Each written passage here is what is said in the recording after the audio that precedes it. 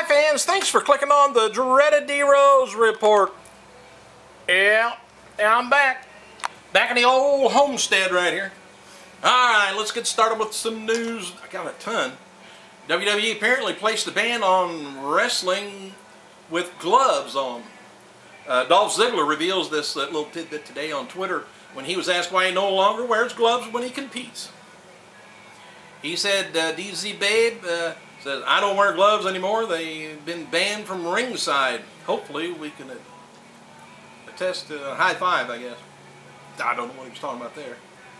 At least do a high five, I guess. So anyway, it should be noted, however, both Rey Mysterio and MVP donned gloves last week on the show, so Dolph may not know what he's talking about. They may be playing a joke on him. Alright, last Thursday's episode of WWE Superstars WGN America scored a 0.65 cable rating, down from the previous week of 0.74. Overall, the show drew about 650,000 viewers. The Midnight Play did about 250,000. During last Friday's SmackDown broadcast on Score in Canada, a SummerSlam commercial was shown featuring Undertaker. Triple H, who is out nursing an injury, was not. Undertaker originally was scheduled to return to the event, but now appears though he's not going to be returned to a wrestling capacity anyway until the Night of Champions in September. Gives him a little more time to rest up. He just got married. WWE employees involved with the company of marketing division were issued a directive a few weeks ago from Vince McMahon prohibiting them from using anything related to the image of Shawn Michaels. A marketing idea concerning Michaels had previously been approved by the top WWE officials, reportedly including Vince McMahon, but was later nixed by the company chairman with the band is set.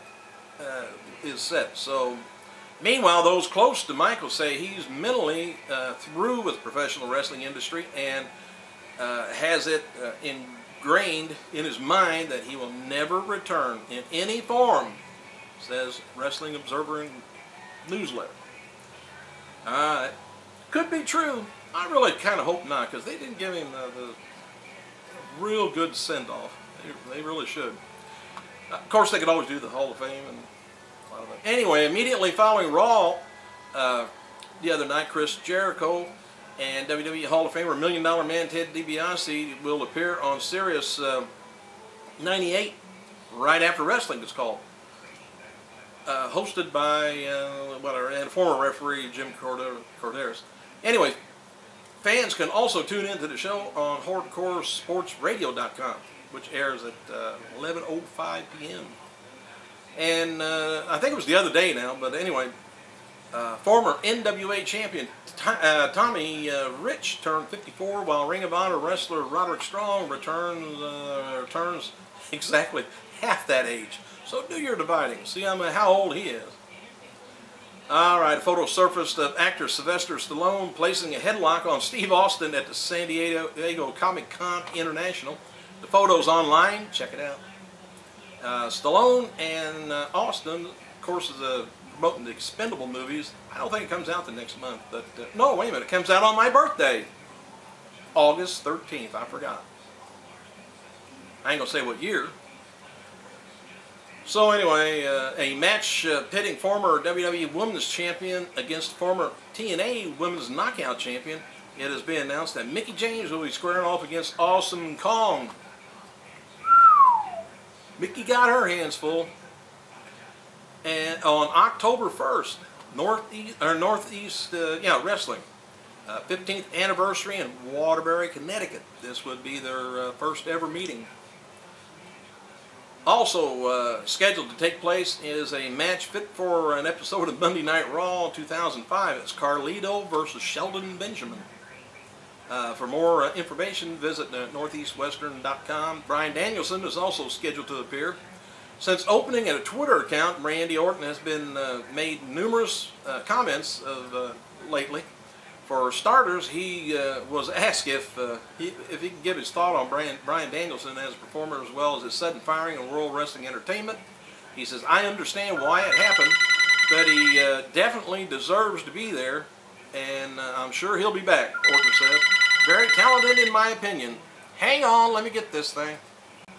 All right, now I'm back. Let's see. Orton continues to bring up the former WWE performer Ken Anderson's name. They just don't like each other. Whom he recently ranted about on a message board regarding claims that concerned a dismissal from the company last year. He laughs at a fan, noting he already had more Twitters followers than Anderson, and threatened to send a former WWE star after Orton Poser if he didn't shut down his account.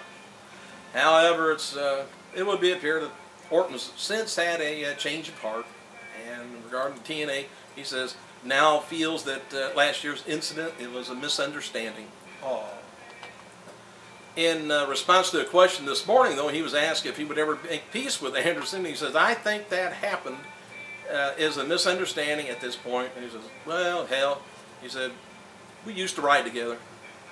Finally, Orton revealed that he has a new shirt out within the he'll have a new shirt out in the next 30 days. What about us? I got a new shirt last week. Apparently, last time WWE held a pay-per-view where John Cena, Triple H, and Randy Orton were all healthy, and none of them were neither world champion or challenging for the belt, was June 2006, 4 or 5 years ago. Well, four anyway. At Vengeance, the show saw Rob Van Dam versus Edge for the world title. John Cena took on Sabu, DX. Seems like a long time ago Sabu was there, more than that. Anyway, DX versus Spirit Squad of all things. And Randy Orton took on Kurt Angle. As noted before, WWE recently offered ECW original Mikey Whipwreck a job as a trainer at FCW. Whipwreck recently said that he is leaning against taking the job. I don't know how you do that, but Bret Hart was married this weekend to his girlfriend, which was nice of him to do that. Stephanie Washington in Calgary. The couple is scheduled to go to Hollywood for their honeymoon. It's unknown yet if Bret's going to be at Raw tonight. And to tape, of course, I'm taping this at 6:30 in the evening. Anyway, it's not sure what is going to be there or not to promote, SummerSlam match. But the other people sure are. Dixie Carter wrote the following on her Twitter yesterday about Hardcore Justice pay-per-view. Says, Hardcore Justice pay-per-view card looks amazing. Not sure who Tommy is going to announce. Stay tuned. Former ECW names that's been confirmed for TNA Hardcore Justice include Jerry Lynn, Too Cold Scorpio, Sandman Sabu, Johnny Swinger, Bill Alfonso. And it's confirmed that Tajiri, Super Crazy, Amish Roadkill, and Lance Storm won't be there. Stars from the original ECW roster are still active in wrestling, including Shane Douglas, Terry Funk, Chris Hamrick, Axel Rotten, Balls Mahoney, Just Incredible, and Blue Beanies, C.W. Anderson, Danny Doring, Kid Cash, Guido, Spike Dudley, and Steve Corino. Former ECW stars who are currently working in TNA, of course, is Rob Van Dam, Tommy Dreamer, Mick Foley, Al Snow, Simon Diamond, Raven, Rhino, Stevie Richards, and Team 3D. WWE will take 2 episodes of Raw tonight, by the way, from the AT&T Center, San Antonio, Texas, because of an upcoming international tour. No matches have been announced, but John Cena and Randy Orton are supposed to be taking on Sheamus and Nexus as advertised locally. Don't know whether that's going to be on TV or not. Could be a dark match. Former WWE star Snitsky was at a recent Ring of Honor TV taping in Philadelphia. Snitsky also in recent weeks worked in TNA, as noted earlier last week. A young boy threw his drink at Chris Jericho. He makes people mad.